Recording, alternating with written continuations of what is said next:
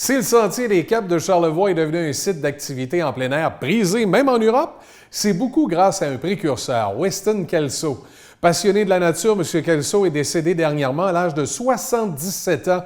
Son empreinte demeure à jamais dans ce projet qu'il caressait et qui est devenu réalité grâce à son acharnement. Le président du Sentier des Caps de Charlevoix, Normand Duclos, lui a rendu un vibrant hommage. Ben, Winston, c'est bien simple, c'est un pionnier, hein? Il croyait à un rêve, puis il l'a réalisé. Il en reste une partie à réaliser encore. On y voit présentement. Mais c'est l'âme, hein? C'est l'âme du sentier. C'est sûr qu'il y a eu de l'aide des municipalités de Saint-Tite et de Petite-Rivière. Mais c'est lui qui il persévérait. Il allait voir, il cognait aux portes, puis il allait voir, puis il disait, là, il faut que ça marche. Puis lui, il avait marché beaucoup, hein, à l'extérieur. Il avait marché en Amérique du Nord, en Europe, puis en Afrique même.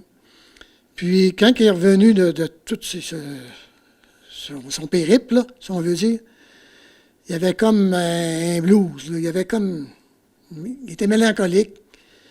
Puis, ce qui a passé sa mélancolie, c'est qu'il est allé marcher dans le bois. Puis là, il faut développer ça. Puis c'est le même qui est arrivé avec son idée de faire un sentier du Cap Tourmente, d'aller à Butte-Ronde, au massif de Charlevoix. Est-ce que ça a été difficile au début? Oui, ben, je disais un peu, lors des 20 ans, on a eu un reportage là avec, il y a quelqu'un qui a fait un livre, M. Claude Tessier, puis j'essayais de nous rappeler un peu des histoires, puis à un moment donné, on voit qu'il écrit dans le livre, il dit, c'était l'enfer. Parce qu'en fait, c'était plus facile pour eux autres de faire le sentier en hiver. Parce que là, les feuilles tombaient, puis ça lui donnait une idée des passages. Mais par contre, en hiver, en raquette, couper du bois, puis tout ça, là, c'était pas évident. Puis, c'était un amant de la nature. Hein? Fait que lui, là, un arbre, là, avant de le couper, là, en tout cas, c'est ses paroles, il dit qu'il caressait des fois. Parce que, tu sais, il coupait pour la vue, ou sinon, il s'en servait peut-être pour faire du bois pour les constructions des refuges. Ça fait que, non, c'était pas évident, là.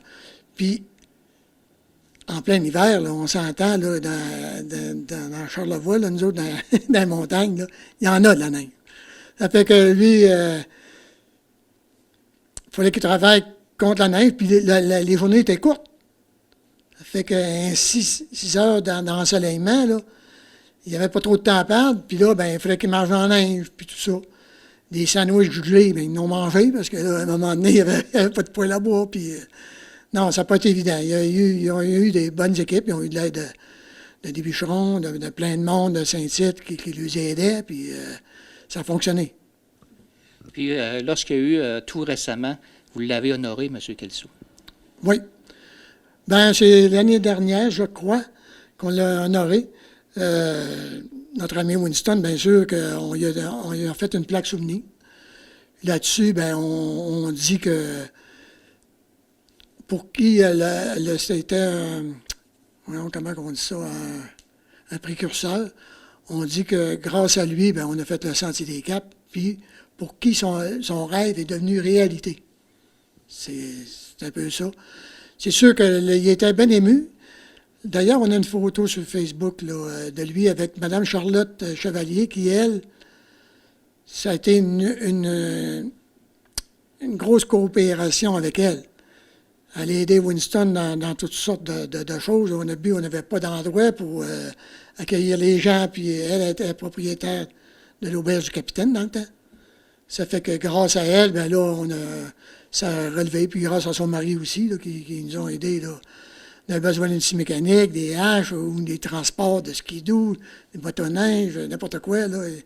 On a été aidés par ces gens-là. Là.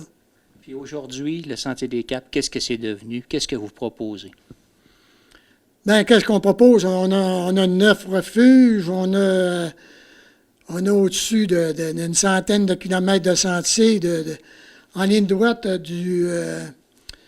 du Cap Tourmente à aller au Massif. On a un 52 km.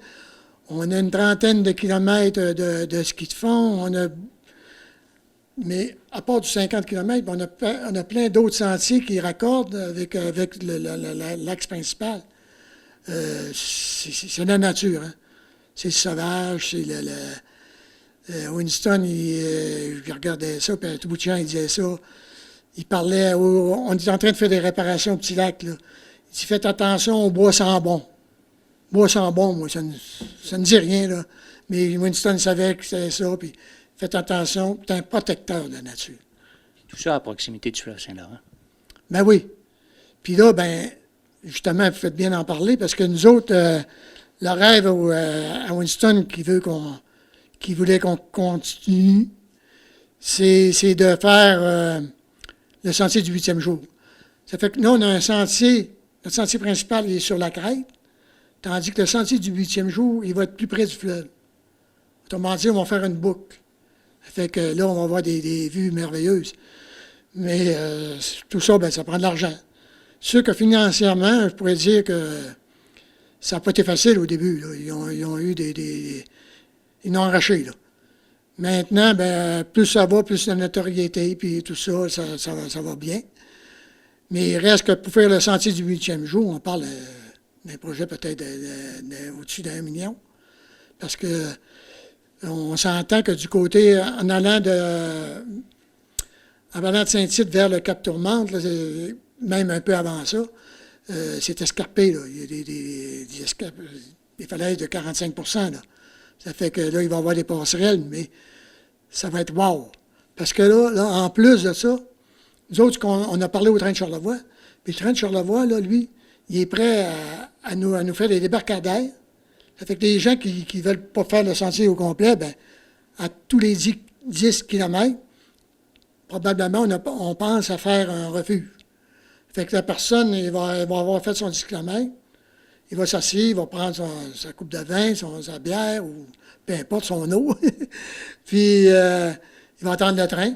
Puis là, le train, quand il va à son retour, il va dire, il passe à telle heure, on va aller prendre le train, m'en venir. Parce que tout ça, nous autres, dans le but, c'est d'attirer aussi les gens de la future clientèle du Club aussi. Puis les gens de la côte de Beaupré, c'est triste à dire, mais ils ne connaissent pas tellement le Sentier des Caps.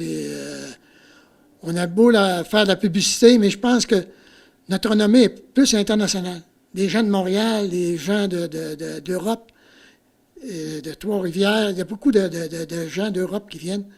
C'est surprenant. Moi, j'ai une anecdote à vous conter. L'année passée, il y a une fille qui est arrivée. Elle est arrivée à Montréal, elle regardait, tout ça, elle dit, moi, je vais aller faire un sentier. Je veux m'imprégner de l'hiver. Elle a pris l'autobus, elle est descendue à Québec. Elle a couché à Québec. Puis le matin, elle est partie de Québec, elle a pris l'intercar. Elle est arrivée ici, elle dit à Linda, elle dit, ça me prend des raquettes. Elle dit, je vais aller faire un tour au sentier. Elle a pris ses raquettes. Puis moi, par hasard, j'étais ici. Fait que j'ai monté avec elle, j'ai fait un bout de chemin avec elle. Puis là, elle a dit, comment ça tu viens ici? Elle a dit, là, je m'en vais travailler 3-4 mois en Afrique. Puis c'est une Française. Elle a dit, je m'en vais travailler 3-4 mois en Afrique. Mais elle a dit, je veux m'imprégner d'hiver. Fait que là, elle est partie. Elle a eu une journée de rêve. Pour retour, je l'ai rencontrée encore par hasard dans le chemin. Les pommettes rouges, le sourire qu'elle a fendu jusqu'aux oreilles. Elle était heureuse, cette madame-là, ne pouvait pas savoir comment. Puis notre clientèle est beaucoup féminine. Je dirais à 65 %. Faut croire qu'elle aime plus la nature que les gars. Les gars sont plus peut-être moteurs, mais d'accord, c'est ça. En tout cas, on peut dire que si cette dame-là a eu une belle journée, c'est un peu grâce à Winston Kelso. Ben oui, Winston, comme je l'appelais gentiment, mon ours parfumé. C'était pas mauvais de notre part, mais il y avait eu ce surnom-là quand il avait enseigné au cégep Limoilou. Des étudiants avec qui lui disaient de lâcher le téléphone, puis lâcher l'Internet, puis venez vous en marcher dans le bois, on va vous montrer ce que c'est. Merci, M. Duclos. Bienvenue.